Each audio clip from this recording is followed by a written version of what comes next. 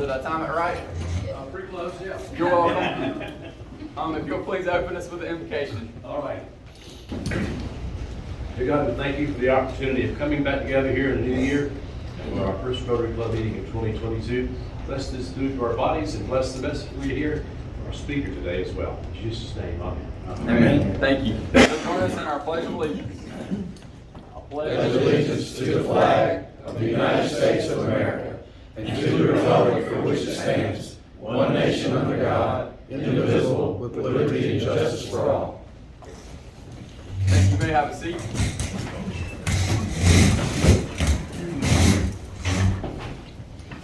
I think we have a couple of guests today.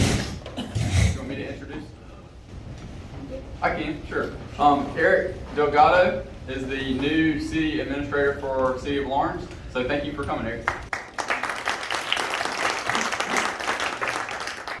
We're going to start something new where we have a Rotarian share what it means to be a Rotarian, and Patty is our first volunteer. I'll be careful how I said that at the end, versus how I say it sometimes with my kids. So Patty, will you come share with us, please? Okay.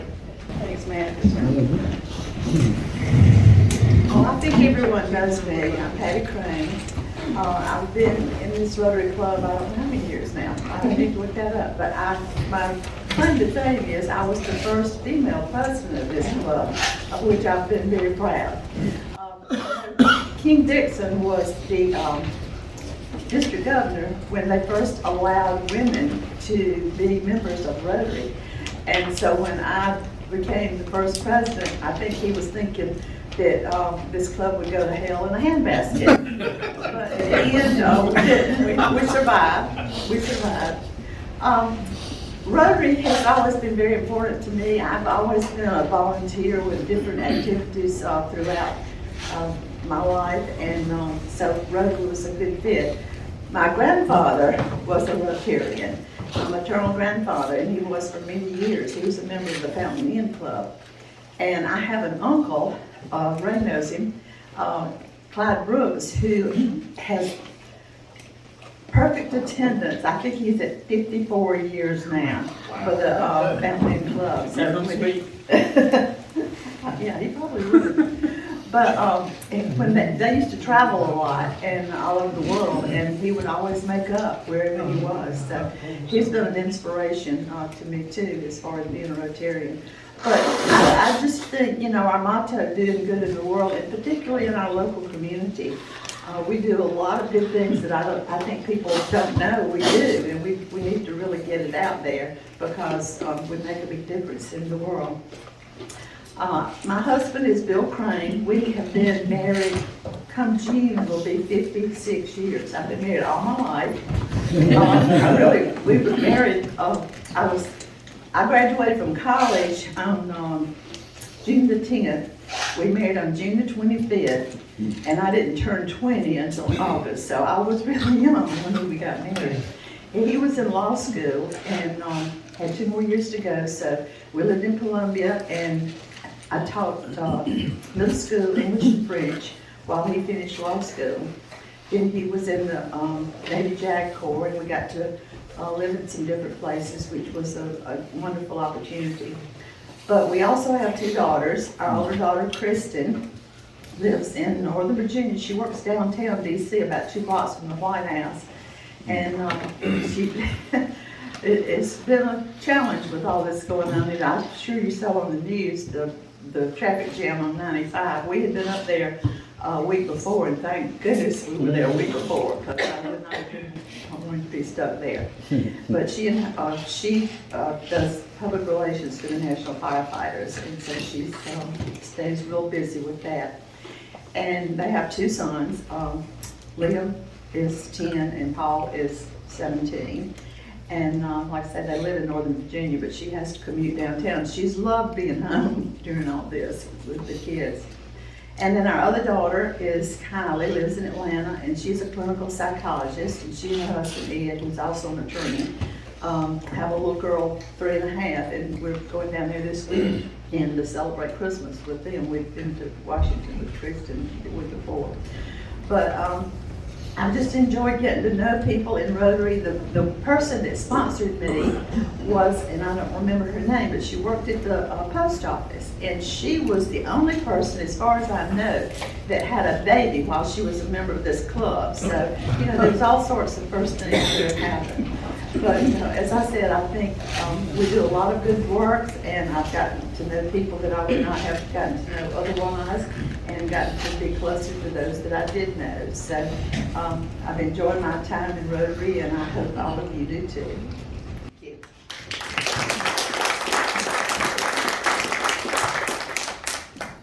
Thank you, Patty. You were just before, weren't you? Just before it. Yeah. Amber almost had a baby just while she was a member, but it was just before. So I was wondering, I couldn't remember my dates.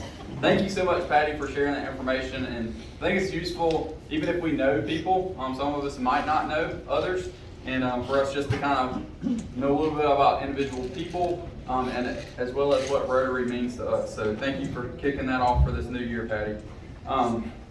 Now is my favorite time because I get to eat. They get tired of hearing that, but guests laugh every time. That's good. So thank y'all for doing that. It's my pleasure to introduce Chad Ulmer and Byron Smith. Byron, are you speaking? Just in case. Okay, just in case. In case Chad gets laryngitis or something, I'll just say. But we're glad to have you as a guest. And Chad Ulmer is the Director of Vocational Rehabilitation for both Warrens and Newberry counties. He also has one thing in common with John Young, in that he's an instructor for USC Union. He teaches pretty much all of our management courses, and Heath approves. I approve as well. I'm thankful of his knowledge, flexibility, and willingness to help students. And not only to help them learn, but help them, even when they're going through tough situations. So Chad does a great job with that, and I know he does a great job at Voc Rehab. So with no further ado, just make sure you keep it under an hour and a half, okay? It's 20 to 25 minutes. It's 20. And I know how that is, especially when you eat lunch. First, thank the gentleman back there for providing the lunch and everything. It was real good, so thank y'all. Appreciate y'all letting me come out and just give you a little brief overview of what vocational rehabilitation does. Show of hands, how many people have heard of Voc Rehab? Okay. And a lot of people, that's a picture of the front of our office right there. We're located right beside the hospital. People pass it for years and never know what it is. When I applied there, I was just looking for state employment with benefits and didn't realize, and I started, there's another part of it in the back that's about 10,000 square feet where we have our consumers work and learn how to build their stamina, work with others, and it's a workshop. They make minimum wage back there and do inspection work and assembly. So it just looks like an office when you drive by, but once you go in, there's a lot more to it than that. I've been with the agency, I'm in my 24th year now, and been at USC going into 12 years now. So been just a good direction for me, get a lot out of it. It's pretty cool seeing people become independent or stay independent. But I'm just going to hit down through this with you. So that's our place right there, located right beside the hospital. And that's where we'll come. That's we'll start there. There we go. So our mission, enabling eligible South Carolinians with disabilities to prepare for, achieve, and maintain employment. It's a big one. A lot of people think of us as a place, if I'm not working, I can go to Voc Rehab and they'll help me get a job. The main part about the mission statement is it says to prepare for, achieve, and maintain employment. The maintain is a big deal because it's also inclusive of those people working. And so it's not, you don't have to be unemployed to benefit from our services. People that struggle on the job with different things, and I'll talk more about that in a minute, services are also available for them. Disabilities, when you think about disabilities, it says restricted capability to perform particular activities and inability to perform some or all the tasks of a daily life, and physical or psychological condition restricting activities, a medically diagnosed condition that makes it difficult to engage in daily activities. So what that's saying is, you think about, when you think about disabilities, a lot of people think about, people in wheelchairs and things like that. When you think about vocational rehabilitation, and you think about disabilities, you think about any medical condition that kind of disrupts your workday. You know, there's a lot of people out there with anxiety that even though they've got anxiety or hypertension, diabetes, they have it under control and it doesn't hinder their workday.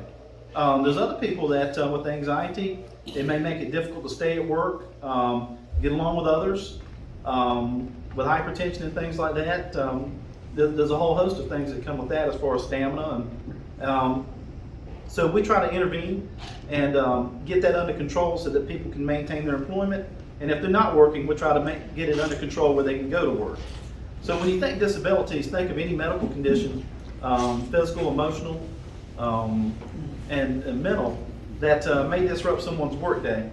And just, you know, when you leave here today, you know, we've all, there's somebody in everybody's family or a friend at work that may be struggling with something. And just when you leave your everyday travels, I want you to think about vocational rehabilitation. We do real well as far as someone comes to us and they might not be able to necessarily benefit from our program. We'll refer them to someone, but we're just a good starting point. So how we connect with our consumers, we have people just walk in. We partner with SC Works, the schools, doctors, mental health, probation, parole, adult literacy. We also partner, we have what they call job retention services. In the HR world, you would hear people refer to as an EAP, Employee Assistance Program. What we try to do is tie into the employee assistance programs with a lot of businesses in the areas. So if someone at work has an issue, they'll reach out to their employee assistance program, a 1-800 number, and say, hey, I've got this going on, and it's really, you know, hindering my ability to work. We'll be a part of the EAP, whereas if somebody's, you know, having problems with their marriage, we don't do that, but the EAP's probably got a marriage counselor they can connect with, and they'll connect them. We do a lot of things with mental health, alcohol and drug treatment, things like that, counseling. And so we would be, you know, we're part of Walmart distributions list when people call the EAP, the city and county. We, you know, work the city and county with their employees. But those are the ways we get connected with our people. Let's see, after VR connects with a consumer, as that's what we call the people we work with, we'll do a survey or interview the first time we're meeting with them, kind of discuss what's actually hindering them from going to work. We'll have some people that come in and might have a bad back and anxiety. And what we do is try to boil it down so we're just working on the specific thing. Is they may say, nah, my back is what it's going to be, but I'm really struggling with anxiety. So what we do is if they haven't been diagnosed with anxiety, we'll send them to the doctor and get that report back and make them eligible based off that. With Voc Rehab, everybody's entitled to a free assessment. They're not entitled to services. So part of the process is if you come in and say, I've got anxiety, we say, hey, have you been to the doctor in the last year? They say no. Voc Rehab, taxpayers are going to pay for that part of it to get them assessed to see if there is a disabling condition. So whether you make $1 million or $1, everybody's going to get a free assessment to determine whether they're eligible. Later on, if we do decide that, yeah, you're eligible for services, you know, we're connected. We have psychotherapists we work with. We're able to assist with medications. But when we start getting into the services that are paid, then a financial needs assessment is done. So then if someone's making $1 million, we've been connecting with people, but their insurance and their money's going to pay for it.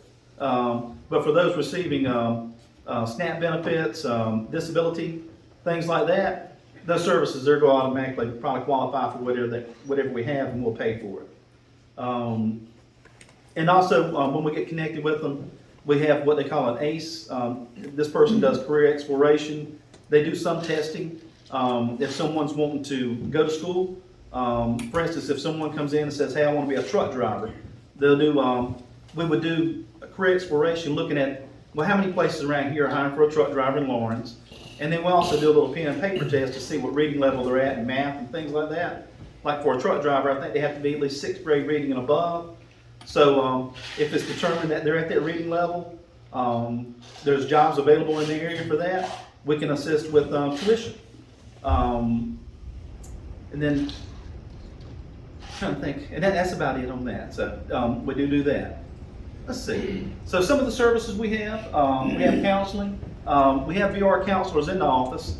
Oftentimes people come in and have some things, they may be coming to us with PTSD and things like that. Our counselors aren't necessarily all trained up on PTSD or grief counseling. If things do come up like that, we also have psychologists that we partner with and we contract with that we have available at the office. We assist with medications, prosthetics, and a lot of the stuff people, ergonomics, hearing aids, tuition assistance, surgery in some cases. We've helped with some carpal tunnel surgery. What we're not is we're not a bill paying place. So if someone comes in and says, I need help, I need you to pay for my carpal tunnel, it doesn't work that easy. There's probably going to be something else tied to that. But the other part may be, we're going to do this, but we're also going to require that you go through physical therapy as well. Make sure it takes and they do stuff right. And we also have a drug and alcohol treatment center in Florence called the Palmetto Center. We used to have one in Greenville. Unfortunately, it burned down about 4 years ago. But our treatment center, it's a 30-day facility, inpatient treatment center. That's the taxpayers who pay for it. Voc Rehab owns it. So whether you make $1 million and $1, your tax dollars have already paid for it. People can go to that treatment center at no cost. And I threw that out there about taxpayers paying for it. It's no cost to them when they come in out of pocket. Taxpayers will pay for it. 30 days in treatment, inpatient. We're not a crisis agency. So it hurts sometimes when people come in and whether it be an individual or someone with a son and daughter, they've got some trouble, drug issues or alcohol issues. There's nothing we can do. It's very process oriented. About as quick as we get someone to a treatment center, maybe 30 days. What we try to do is connect with Gateway, maybe get them going to some sessions, go ahead and connect them with our psychologist so that we're giving them all the help that we can. But it is a process. They have to have a TB test, general medical test, and things like that before they enter the treatment center. And there also might be a waiting list. So I want you to know that, and what we may do in between, if we're 30 days out waiting for someone to be able to go into treatment, we may investigate some other sources out there in Greenville, Columbia, to try to get them in somewhere. And we encourage the person, if you know of a place, we'll call, make a referral on your behalf. Because when someone's on alcohol or drugs, they need help now, but we're not that place. So kind of want to make sure everybody knows that. But it is a good place to start, and that they would have someone, I guess, kind of like a home base, because those individuals on alcohol and drugs, they do tend to drag their feet a little bit, fighting a little bit. So just a good source of encouragement for everybody. Let's see. To get our services, you must be able to benefit from an array of services. If an individual just needs surgery, we're not just a bill payer. Said that. Some stats. In 2021, we employed right at 4,000 people. After a year of being employed, 98% surveyed said they would recommend VR. Pretty high number. And this is the part that makes us so sexy right here. For every $1 VR spent on a consumer, $4.08 paid back. So how's that money paid back? It's paid back through people paying taxes. And so, if we spend $200, they're going to, pay back into the system $800. Legislators like us because we keep people paying taxes. From a local level, it feels good intrinsically to work with people, see them maintain their independence and things like that. But there's always the business side of it. And the business side is people either keep paying taxes or they start paying taxes. And that's how legislators work with us pretty well, because they see the benefit of helping us with the dollars to keep us funded. Let's see. Who's affected? Just threw this up there. It says 1 in 5 people have a disability or will have. So, it's I don't think you really have to look past your family or friend network to realize there's a lot of people got stuff going on. It may be under control, but generally it's just the way it is. 1 in 5 people will have something. Important to keep in mind, different kinds of disabilities affect people in different ways. and what I was saying earlier, you know, if someone's diabetic, they may not be affected as much because they're able to, you know, stay structured, control it, check their sugar levels, take their medication when they're needed. Voc Rehab serves as a good hub, I guess, for those individuals that aren't as structured. We meet with people regularly to make sure they're staying on track. Generally, we can assist with medications for up to 3 months. We do help longer sometimes. If someone's not quite working yet, but they're getting close, we won't just drop them, say you got 3 months and then, you know, you're done. If they're working towards employment, it's a partnership. If they're working towards employment, we'll keep helping with the services we have. If they're not doing their part, we'll give them a heads up that, hey, if you don't do it this month, you know, we're probably going to have to go a different direction. We try to be good stewards of the tax dollars, and that's the way you do it. You do it through a partnership. They hold us accountable, we hold them accountable. And let's see. When thinking of referring to VR, when you're out and about, laws indicate disability can be defined in a wide range. You know, basically we've already talked about that. If individuals, you know, don't have it under control and it disrupts their daily life. And I was just going to throw, excuse me, I was just going to throw a couple of examples out to you. It says, scenario, a company refers a worker that's been showing up late for work. You know, from an HR point of view, when they're working with their employees, all they know is, you know, hey, they're late. They're not being productive at this time. So in HR, you know, they're not going to ask a whole lot of questions because then you start getting into hot water. But what HR can do is they can tell that employee, hey, you've been late 3 times. We're already at the mark where we could let you go, but I'm going to make an agreement with you. If you see this counselor at Voc Rehab, you know, we'll keep going for a little bit. And it says, after VR counselor met with the worker, it was found that sleep was the issue. VR helped identify this by talking to the worker and making recommendations for a sleep study. Turns out sleep apnea was the issue. They just weren't getting that much sleep. They were having trouble. Going back to, remember, Voc Rehab taxpayers pay for the assessment.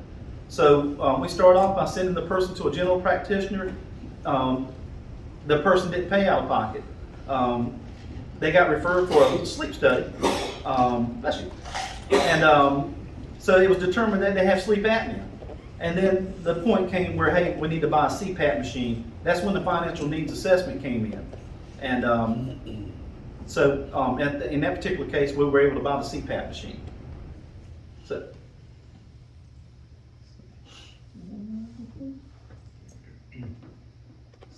I've got several of these, so I'm just going to skip through a couple.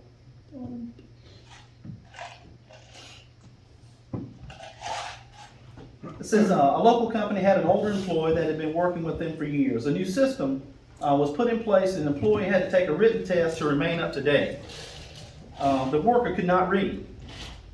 What Voc Rehab did, it says VR was able to utilize rehab technology.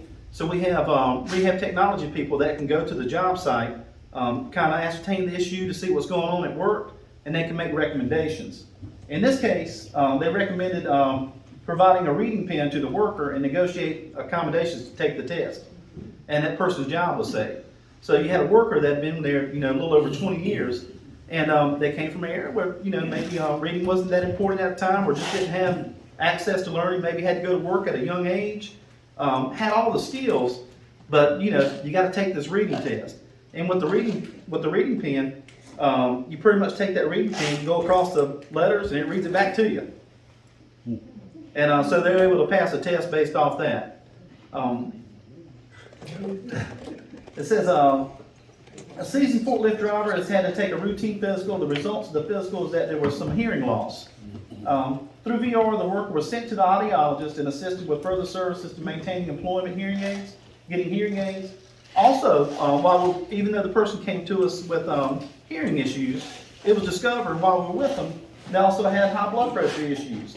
And we addressed that through stress management and medication. So even when somebody comes to us, we try to do as holistic as we can. While they may be saying one thing, we try to do well and listen to the conversation and seeing what's going on. And in that conversation, it was, you know, other things related to blood pressure. I'll make this the last one. A worker's been reported to HR and he has had an obvious attitude with his co-workers and supervisor. He has 7 years with the company and his performance is good. The worker, the result referred to VR, the worker had been having problems at home and had no one to talk about issues at home. Sounds pretty common, doesn't it? Is that me? No, no. That says, these had added up, and this was his way of venting. VR counseled on effective ways of dealing with pressure and coping with work. And that's, a lot of times, people, it doesn't have to have a master's level person all the time to provide the counseling, which they are. Sometimes people just need to talk to someone. And that's what we encourage, when individuals come to us, hey, if you need to say something ugly, call me and say it. Don't say it at work. And they do. And they'll call cussing, and then they'll say, thanks, click. But it's better for them to do that with us than to an employer. And we've got that agreement. Hey, call me if you've got an issue.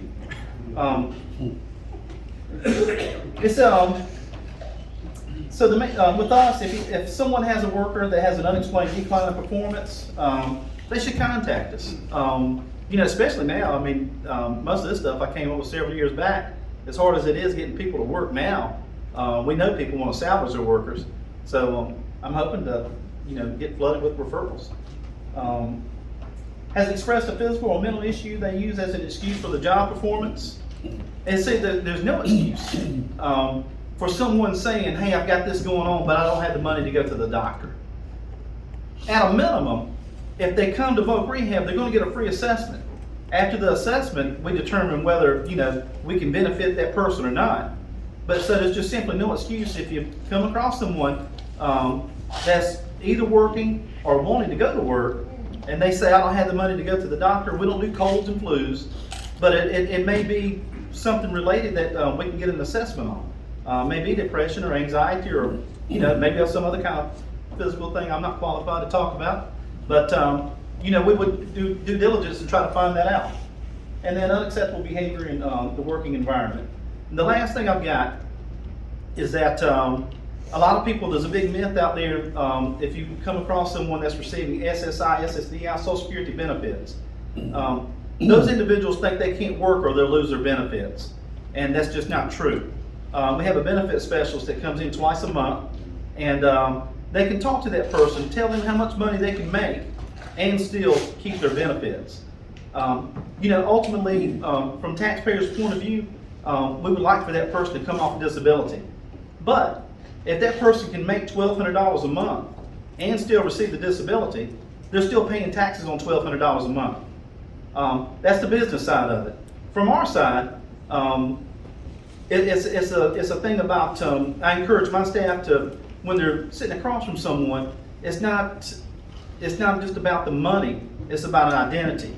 We work with people that are on probation, and when they come to us, people ask, it's just a common thing, what do you do?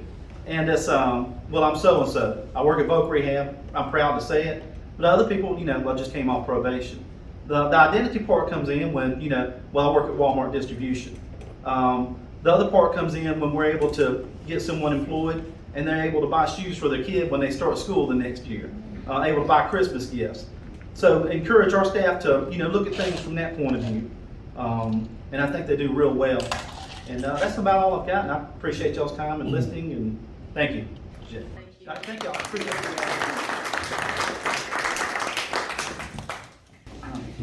Thank you, Chad. Thank you, Byron, for the moral support. Thank you, Patty, for sharing. Thank you, Eric, for coming today. And to anyone else who helped this past year and even today, thank you all so much. We will stand and do our four-way test and our motto.